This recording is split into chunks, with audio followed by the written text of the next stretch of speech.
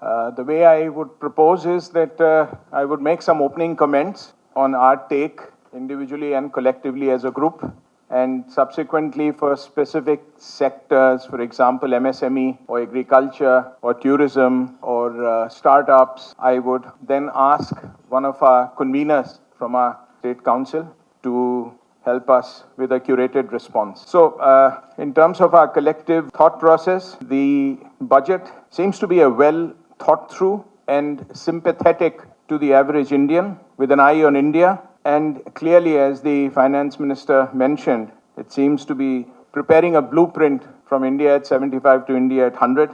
We like the focus repeatedly mentioning youth, women, and of course farmers, those from scheduled caste, tribes, Divyangs, and the weaker sections. And of course, all these sectors, the finance minister has made a very strong attempt to come up with ideas that support. On a lighter note, we know that budget is not a Kuberji ka pitara. It is not money coming from God. It is our money, money of the country coming back to us. And in that respect, to start with, I was particularly relieved to see that the budget deficit promise of moving towards 4.5 or 4.6 in 2025 is still actively on the mind of the current government.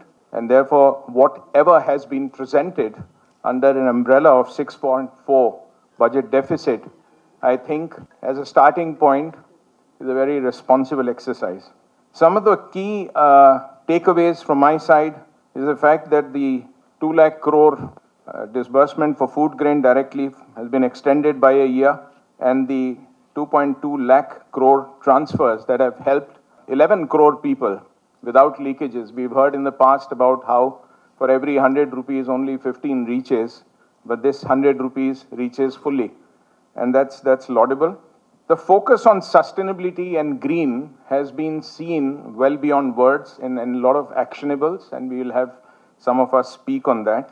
As CII, we had been working very closely with the government and have made a lot of recommendations on ease of doing business, and we are very pleased and very thankful to the government for working with us and accepting a lot of these recommendations, more or less all of them, related to decriminalization, the Jan Vikas Bill, the PAN as a unified ID, the e-courts, Vivad Se Vishwas, amongst some of the recommendations. And also the CII wish list on the 9,000 crore support to the MSME. We are very thankful for the acceptance. From a Telangana specific point of view, we are pleased because we are CII Telangana, and the fact that the government felt that the global hub for millet, we were all very impressed how she found 9 different millet varieties. Some of our agricultural experts, of course, know it, but some of us learned some new names today, and we are very thankful for that. That will be here. And also the zero interest support for states who wish to mimic the journey of very heavy investments in infra. There's an amount up to 1.3 lakh crore available to the states, and I hope the state of Telangana benefits from this. There have been a plethora of comments that I have made a note, and I will avoid going through all of them. But I really liked the fact that there was a lot of focus on variety of areas, on skilling, on education, on health. I mean, industry, medical devices, high-end manufacturing, research, teachers training. To change the landscape of teaching is a huge thing, because the students will only be as good as the teachers. And the last mile towards Northeast, tribal students, infrastructure. I was checking, the Sensex jumped within 10 seconds of the infra announcement, 10 lakh crore, which is 33% more than the last year. And, you know, we talk about railways, 9x in the last 10 years. I think all these are very good. And there is an underlying connect on reliance on technology.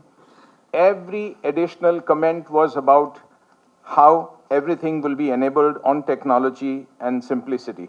So on sustainability also, there was a lot of comments about how to improve the carbon footprint and stuff.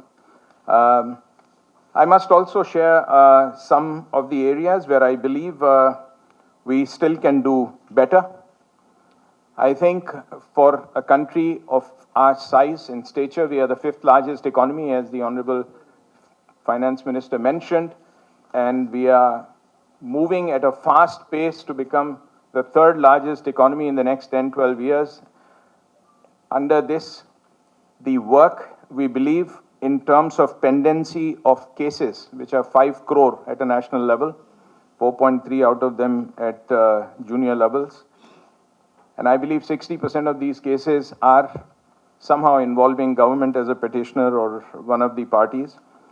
I think while the Vivad Se Vishwas is a humble starting point, but I believe much more needs to be done, because a democracy stands on the feet of justice served on time. And if pendency of cases require 10 to 30 years for cases to be solved, I believe that's an area that does require the government's attention. We like the unified filing processes, and I hope that comes into play. And yeah, these are my opening comments. I don't want to talk endlessly, but in conclusion, we were happy to see that the budget has made the right effort, an honest effort to touch many sections of the society, or almost all the sections of society. And if not last, the direct taxation, I was very pleased, and so were my colleagues here, to hear some of these numbers about how 45% of the tax assessments are done within 24 hours. I think this is underappreciated and sometimes even not really well known. I do applaud the government that they have moved this forward. And the tax rationalization and some reductions which help people at all levels is also very welcome.